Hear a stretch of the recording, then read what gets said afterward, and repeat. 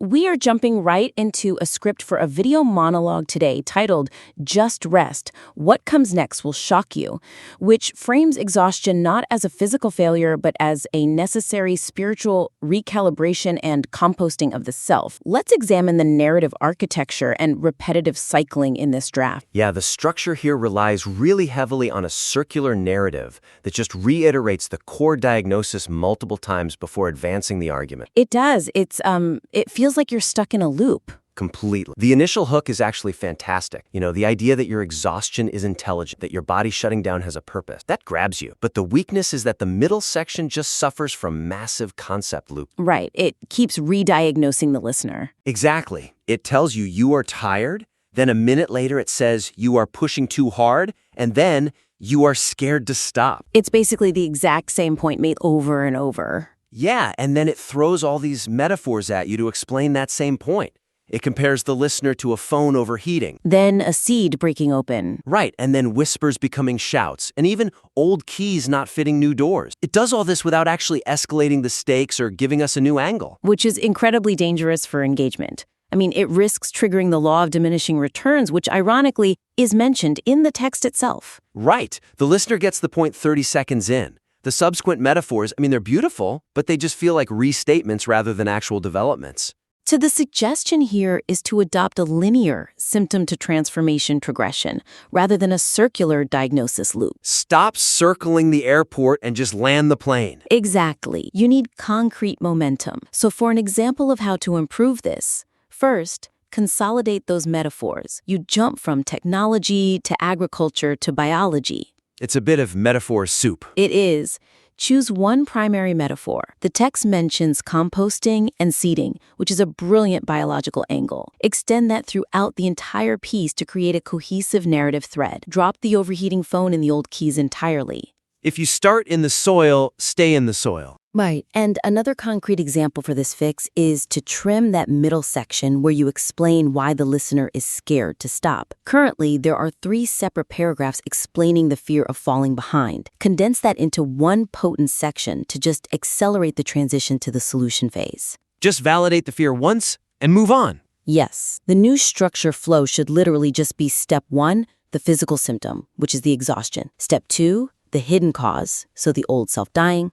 Step 3, the mechanics of the pause, what actually happens in that void. And step 4, the result, the new frequency. Ensure each paragraph advances to the next step rather than returning to step 1. That is so much cleaner. The next major area we need to address is the practicality gap and how it affects the writer's credibility. Right, because the script attempts to bridge the gap between spiritual surrender and real-world responsibilities, like bills and goals, but the rebuttal to those real-world anxieties relies on a premise that really strains suspension of disbelief for a pragmatic audience. It feels a little bit like, it feels like magical thinking. It really does. The weakness here is that trap of magical thinking. There's a specific line that says, everything you're trying to force right now will come to you effortlessly once you stop forcing it. And another one saying, the opportunities will chase you. Which is a lovely thought, but by dismissing the reality of having bills to pay with this promise that things will just magically work out without effort, the script risks losing credibility entirely with listeners who are suffering from genuine economic burnout,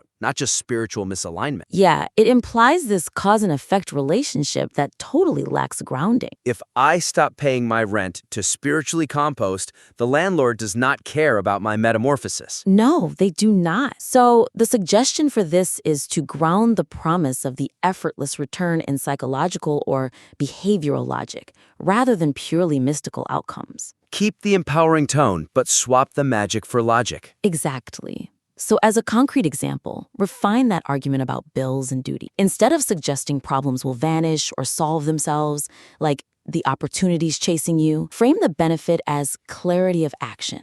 That makes so much more sense to an exhausted brain. Right. A specific rewrite suggestion would be, instead of saying the money or opportunities will appear while you rest, argue that the decisions made from a place of rest are so much more efficient that they solve the problems the exhausted self simply couldn't. I buy that. I know when I'm burned out, I make terrible decisions. We all do. So replace that line, the opportunities you're chasing will chase you, with something more grounded, like You will finally be clear-headed enough to see the opportunities you've been too exhausted to recognize. That is so much stronger. It keeps the spiritual flavor, but removes the passive magic element that would completely alienate a skeptic. It gives the agency back to the listener. Exactly. Now, our third critique point centers on the second-person intensity and the lack of tonal variation. Oh, yeah. The entire piece is written in this direct, high-intensity second-person address. You feel, you are, you think. It never lets up. No, it doesn't. And the weakness there is that this relentless use of you creates an accusatory or presumptuous tone over a really long duration. It's basically a preacher versus sinner dynamic. Exact. The narrator claims total knowledge of the listener's internal state. The script constantly tells the listener what they are feeling. You're exhausted, aren't you? You're scared. You're wondering. And if the listener doesn't feel that specific nuance at that exact moment, the connection instantly breaks. If you tell me I'm terrified of falling behind, but actually I'm just terrified of going broke, I check out. It can feel really invasive or condescending if it's maintained for too long without a break. So the suggestion here is to introduce a we or I perspective to soften the attack and build camaraderie. Get off the pulpit and sit in the mud with the audience. Yes. A concrete example for improvement is to pivot to shared experience. Look at the line, "You have been running on empty." Change that to, "We are taught that running on empty is a badge of honor." That is a huge shift. Suddenly, I don't feel like I'm doing it wrong. I feel like we are all navigating a flawed culture together. Exactly. Another concrete example is to introduce a brief personal anecdote from the narrator's perspective. When the script mentions the solution that appeared in the shower, personalize it. Say, "I remember when I finally stopped and the answer I'd been obsessing over just arrived while I was washing the dishes." That proves the narrator has actual skin in the game. It's a testimonial now, not a lecture.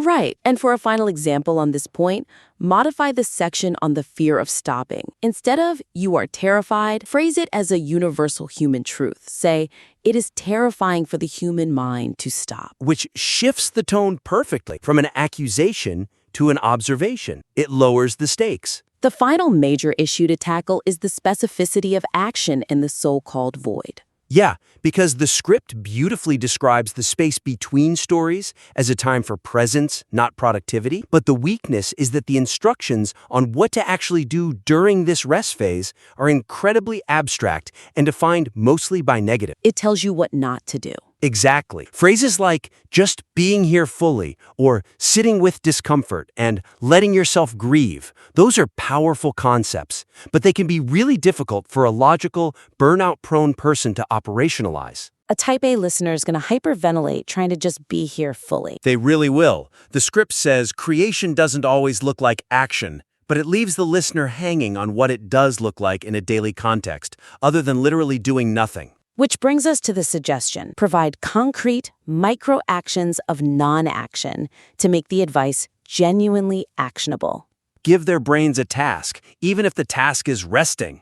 Precisely. So concrete examples. First, flesh out the recalibration process. Give examples of what letting the old you dissolve actually looks like on a Tuesday afternoon. Does it mean staring at a wall? Does it mean walking without a podcast playing in your ears? For a lot of people, walking in silence is a massive, concrete challenge. Exactly. Second example, add a specific visualization of active waiting. For instance, say, "It looks like leaving the email draft empty for 24 hours. It looks like saying, 'I don't know,' when someone asks for your 5-year plan." Those are incredibly tangible. I know exactly how to leave an email draft empty. Right. It bridges the ethereal and the practical. And one more concrete example. Expand on the recalibrating nervous system point. Briefly mention specific physical signs of this shift. You could say, "You might sleep 12 hours and still feel tired. That is the repair work happening." Giving those physical benchmarks is so important because it helps the listener validate that they are actually doing it right, instead of just feeling like they're failing at resting. RG as actual productivity. So, to recap the main points of this critique for the rewrite. First, streamline the narrative architecture to avoid those looping metaphors and create a linear progression. Second, ground the magical promises of success in behavioral logic to keep your credibility and satisfy those skeptics. Third, vary the pronouns.